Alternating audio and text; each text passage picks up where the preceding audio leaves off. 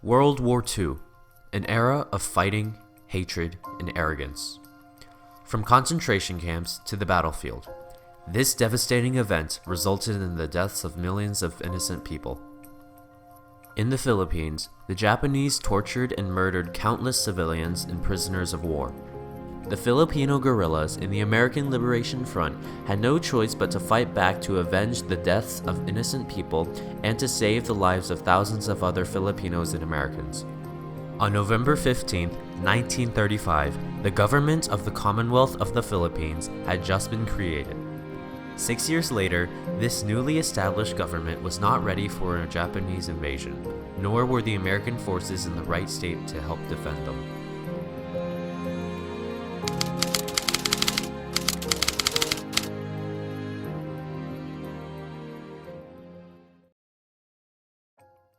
It was December 7th at 7:48 a.m. in Hawaii.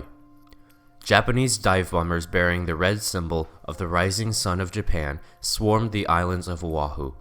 The Japanese warplanes descended on the U.S. naval base in Pearl Harbor. 11 hours later, Japanese bombers flew over Clark Field, an American Air Force base in the Philippines. The attacks on Pearl Harbor foreshadowed an attack on the Philippine Islands, but the Japanese had the Americans too distracted. The warnings of the attack came too late, and the startled Americans were caught off guard. After the bombings of Pearl Harbor and Clark Field, Japanese troops landed in northern Luzon on December 9th, prepared to attack the Philippines. Over the days, more troops started to join the invasion, and the Japanese were becoming unstoppable. A total of 43,000 troops landed on the islands and began the invasion of Luzon. The American troops were ordered to evacuate Manila, as the Japanese were overpowering the forces. As a result, the American headquarters were changed to Corregidor and Manila became a defenseless city. On January 9, 1942, the first attack on Bataan by the Japanese begins. This continued until April 9th of the same year. The U.S. surrender on that day, one of the biggest in American history, forced 75,000 troops to be captured and marched the so-called Bataan Death March. During the march, 6,000 to 7,000 prisoners died. The surviving prisoners were taken to Camp O'Donnell, where over 150 Americans and 22,000 Filipinos were killed.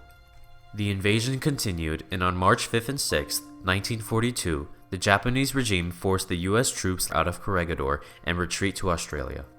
By the time of the U.S. retreat from the islands in 1942, the Japanese had control of 40% of the Philippines, the rest in control of the resistant Filipino guerrilla forces. The guerrilla forces consisted of primarily Filipino troops, with the addition of a few Chinese and American soldiers. They were known to be brutal, untraditional fighters.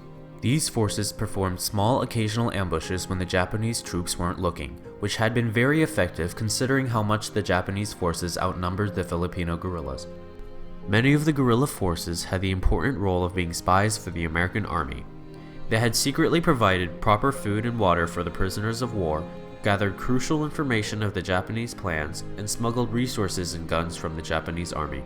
Generally, the role of the guerrilla forces in contact with American forces secretly was to wait and to watch, to spy, to gather information, to kind of siphon out food supplies that they were receiving from the outside world.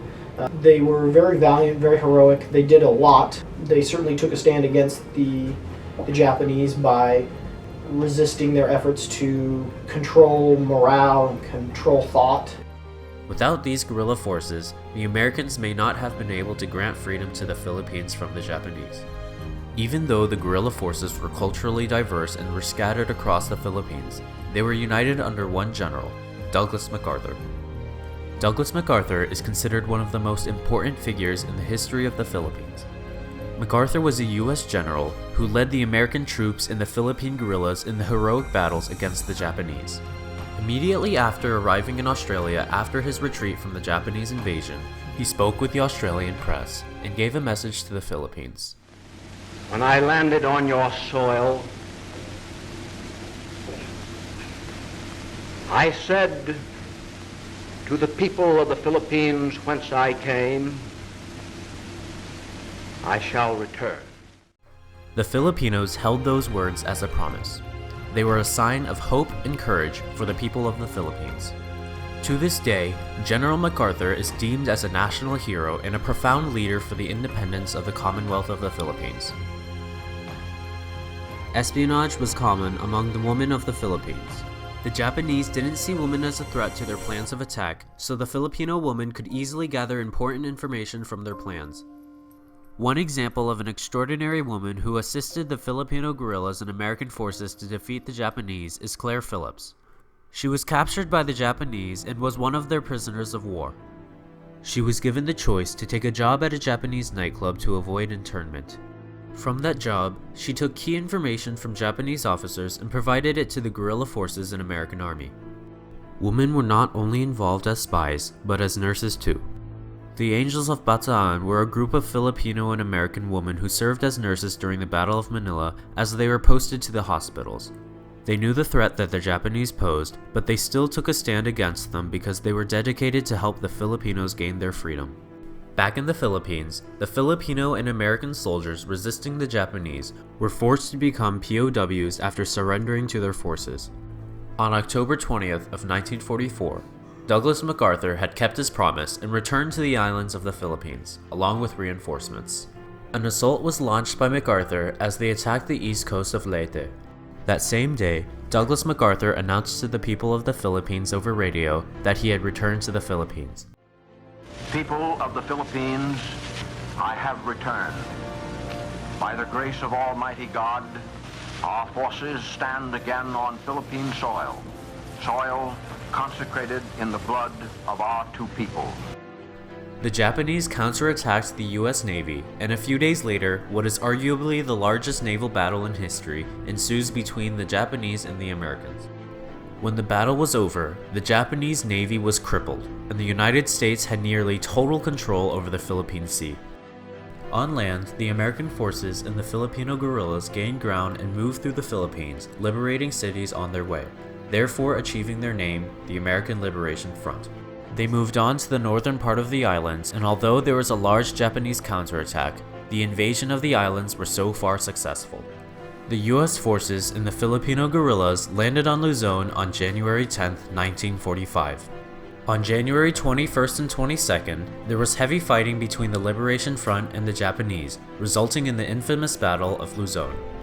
A few days later, the Battle of Manila began on February 3rd and ended a month later.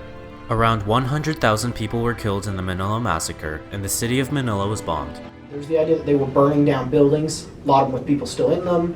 They were shooting and killing and bayoneting civilians, and just intentionally causing as much destruction, as much death as they could. Their effort at resisting being pushed out of the city was really just to do a lot of terrible things to the people, to the civilians living in the city at the time.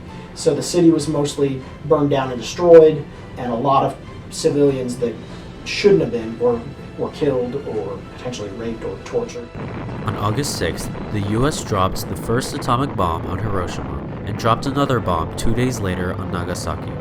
Finally, on the 15th of August, Emperor Hirohito announced that the Japanese were surrendering. On July 4th, 1946, the US and the Philippines signed the Treaty of Manila, a document that granted the Philippines full independence. After 333 years of Spanish occupation, along with 48 years under American rule, they had finally gotten their promised independence from the United States. Ever since the Americans promised the Philippines their independence on July 4th, 1946, they filled the Filipinos with a sense of nationalism. The resistance movement showed how the effort of the United Filipinos took a stand against the Japanese and fought for their rightful country. When the Japanese invaded the islands, the Filipino guerrillas and soldiers stood up against them and chose to fight because they believed in uniting and finally liberating their nation. As the POWs endured the inhumane acts of the Japanese in their plan to take over the islands, the Americans and Filipinos were determined to defeat them together to take a stand against their forces. World War II was an era of devastation and destruction. The Filipinos stood against this mayhem to defend their land from further persecution. These unsung heroes, who were determined to defeat the Japanese, will always be remembered as the Fighting Filipinos.